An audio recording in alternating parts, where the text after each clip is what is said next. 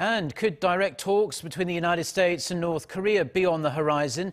U.S. Vice President Mike Pence, fresh from his trip to South Korea for the PyeongChang Winter Olympics, has reportedly said Washington is open to dialogue with the regime. Soyun reports.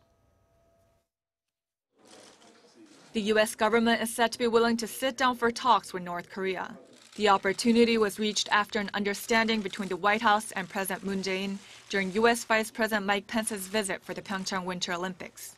Pence says South Korea and the U.S. agreed to further engage in talks with North Korea, possibly following inter-Korean talks.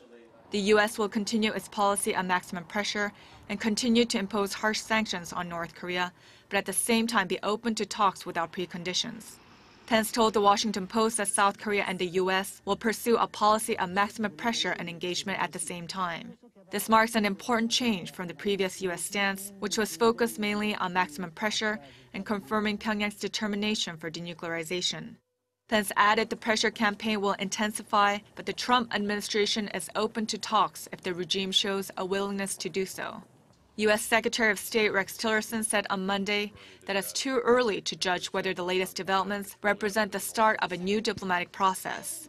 Speaking in Cairo on Monday, Tillerson added it's up to North Korea to decide the time to engage in meaningful and serious talks with the U.S. It's too early to judge. As we've said for some time, it's really up to the North Koreans to decide when they're ready to engage with us in a sincere way, a meaningful way. They know what has to be on the table for conversations. We've said for some time that I think it's important that we're going to need to have some discussions that precede any form of negotiation.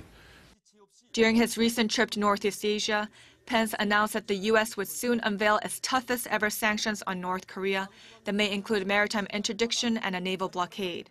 With the apparent shift in U.S. policy, watchers are hopeful for a significant breakthrough in bringing peace to the Korean peninsula. Soyun, Arirang News.